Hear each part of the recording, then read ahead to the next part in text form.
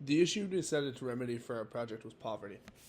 Poverty can and has taken many shapes and forms throughout history. Currently, one in poverty lacks the money or supportive resources to fill their needs, wants, or desires. But what does this look like? How do we determine who is in poverty, and what level of financial shortcoming counts as poverty? Before we could do anything to help the problem, we had to look deeper into the problem itself. First up, at what point is someone in poverty? A year to just live, even if without going on any trips or any unnecessary expenditures, just kind of groceries, rent. If you're living on your own, at least you would have to be working full time, and it would have to be I don't know, upper 20s an hour at least to be financially somewhat stable. In poverty. Probably $15 an hour. You're in poverty, depending on how many roommates you have. Not having a future, not being able to afford what you need, even if you can, just not being able to get anywhere financially. That's poverty. And Just being stuck.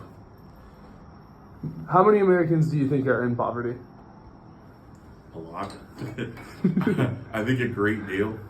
If you had to put a number to it, what would you? How many would you guess?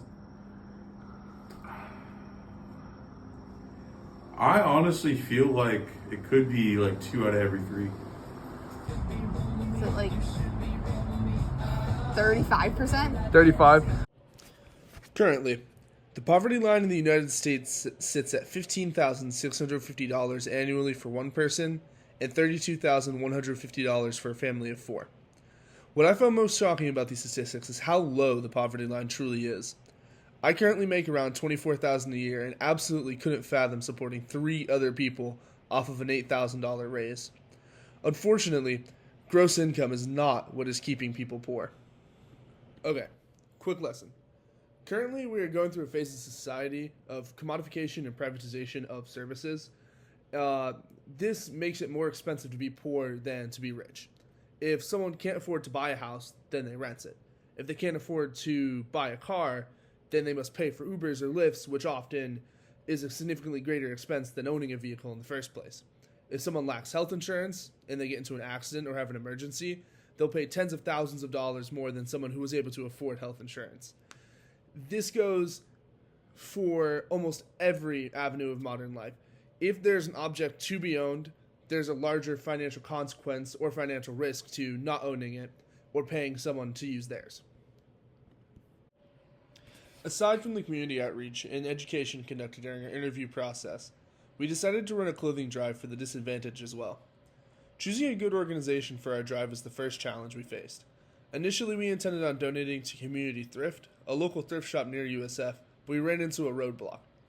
Can those truly in need reliably allocate funds to purchasing clothes? Would donating to a thrift shop guarantee that the purchaser is someone in need? Due to these issues, we decided to go with Metropolitan Ministries. This organization provides food, water, clothing, and shelter to homeless families or those at risk of becoming homeless. Donating to an organization that would not be charging those in need for our clothing was a choice we felt confident in. The donation drop-off receptacle was in Tampa, next to the Bloom Again thrift store, a business run by Metropolitan Ministries to provide affordable options to those who need support but may not require true charity. On the same block is the donation processing facility and a large building owned by Metropolitan used to house those in need and to hold events. When arriving, we saw groups of children fed and happy running up and down the street before returning to this complex. A final issue we have identified regarding poverty and its perception is the fallacy that is the fault of the individual. The concept of the American dream, where if one works hard, they shall be rewarded and find their place in society, still has a massive impact in our American culture. I would call homelessness the great American nightmare, the antithesis to the common dream and a fear for many. The logic of our individualist American minds is that one in poverty has ended up there due to their own shortcomings. You can. I do think it can be a personal problem. People sometimes make it a personal problem, and it's their fault that they're poor. But sometimes it's not their fault that they're poor, and they was in the system. If you're born into poverty, and you gotta help your mom's children, and then your children, like it's like the never-ending cycle, and you just stay in poverty forever, and you get put in a bad school, and they don't give you the equal opportunities as everyone else, and then it's just kind of cooked after that. At the end of the day, I think it's a personal thing. I do think there are structural components to it that do contribute to the fact that somebody may falling under that poverty line. But at the end of the day, it's up to you. You are your own person. You can make and break situations and how you handle them or how. No. I mean, there's a pretty solid reason why if your parents are poor, you're going to stay poor, and it's not necessarily just because you don't have the motivation. I think it's just a variety of factors. I think being raised in a poor household can literally affect how you operate as a human being down to your fundamental levels. This harmful mindset often allows us to dehumanize the homeless, or to see them as lesser when this is simply not the case.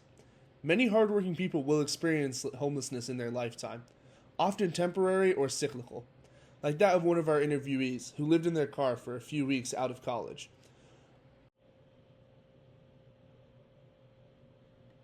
Of those who suffer from chronic homelessness, the story often involves mental illness and a relative failing of the society around us to support those who need help.